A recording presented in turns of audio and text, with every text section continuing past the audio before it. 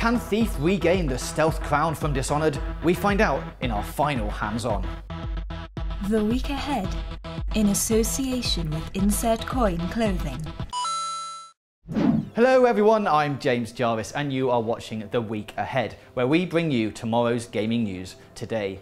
Coming up, we'll be breaking down this week's new releases, giving you some staggering game facts and playing review score bingo, which is a great new game that you can play along with at home. But before all that, Friday sees our final hands-on with the brand new Thief. And if you head over to computerandvideogames.com on the 24th, we'll have 5 hours worth of impressions from Eidos's Dark Fantasy reboot. We'll also have a full review of this mystical tiptoe 'em up before its release on February 28th. And if pectoral muscles and sparkly masks are more your thing, then next Wednesday is the perfect time to lock up with Guacamelee, the brilliantly named Bundle Fantastico. And no, I'm not really doing the accent. Okay, Bundle Fantastico! There, that was bad. Are you happy now?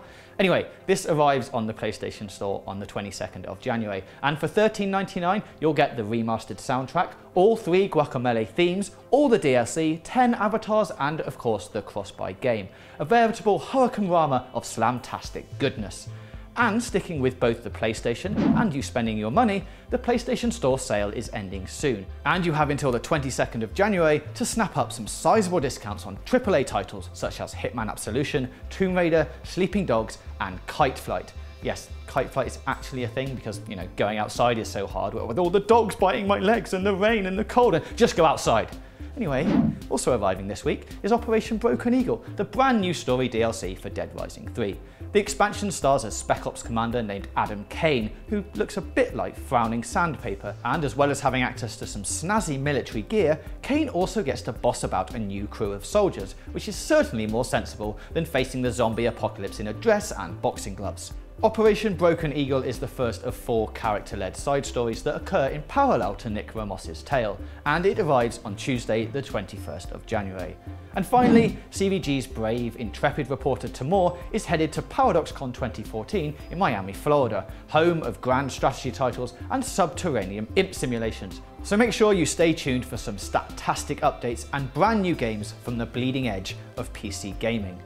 Elsewhere on the channel this week, we've also got all our regular shows coming up, including GTA 5 o'clock on Wednesday, our GTA Online live stream on Friday at 4 PM GMT, and as ever, don't forget to stay tuned for our analysis and gameplay from all of this week's biggest games.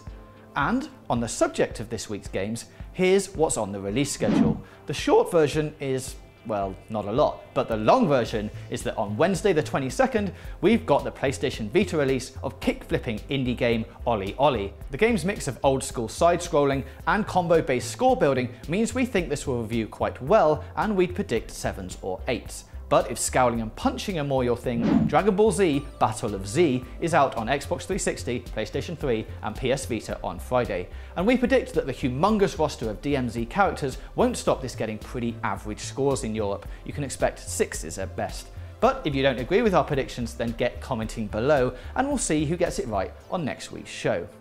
We'll leave you with our fact of the week, and since we've had a bit of a Sony theme running through this week, we're bringing you this pleasing fact nugget about the history of the PlayStation controller.